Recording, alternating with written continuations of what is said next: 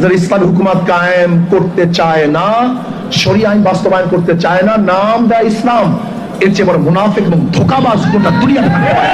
জামাত সে তো আসলে শরিয়া বাস্তবায়ন কেন করবে? সে তো নিজেই শরিয়া অনুযায়ী চলে না। তার লিডাররা অহরহ বিপর্যয় মহিলাদের সাথে সব জায়গায় খোলামেলা। এই মাজলুম দলটার উপরে আন্দাজে আকীদা ভালো না, এই দোষ চাপিয়ে দেন। আকীদা আপনার ভালো।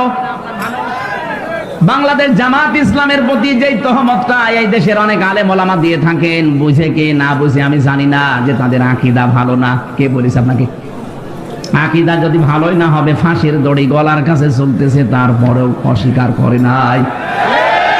আপনার আকীদা এত ভালো, আপনি একটু ফাঁসির দড়ির কাছে যেয়ে দেখেন তো। মা গলায় নেওয়া লাগবে না, শুধু দড়ি এক হাত দূর থেকে দেখবেন, দেখলে আপনার ভেতরে সব শুকিয়ে যাবে। কত বড় বড় আল্লাহর ওলিকে দেখেছি ফাঁসির নাম শুনলে কানাকাটি করে, অথচ শহীদ মীর কাশেম আলী ফাঁসির নাম শোনার পরে মনে হচ্ছে শ্বশুর বাড়ি যাচ্ছে। মাতিয়ার রহমান নিজামী এই জেলার জামাই, এ জেলা ধন্য। সে ফাঁসিতে যাওয়ার আগে বলেছিল, সন্তান আমি কি পায়জামা পরে গেলে ভালো হয় না লুঙ্গি পরে গেলে ভালো হয়? আপনি ফাঁসির দড়ির নাম শুনে দেখেন তো কেমন লাগে।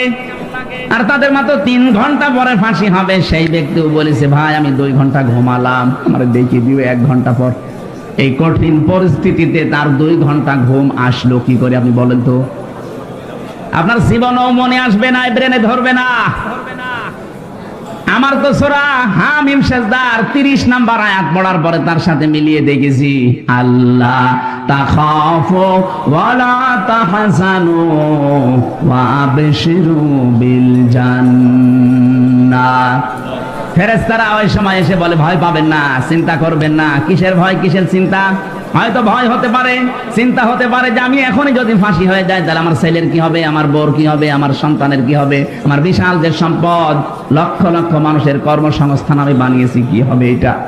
এই চিন্তা ভাবনা আসতে পারে। এই জন্য ফেরেশতারা এসে বলে, একজন দুইজন না, তাতানাজ্জালু আলাইহিমুল মালাইকা, বহু বছর আছে, একজন দুইজন না, হাজার হাজার লক্ষাধিক ফেরেশতা ফাঁসির দড়ির সামনে এসে তাকে বলতে থাকে, ভয় পাবেন না।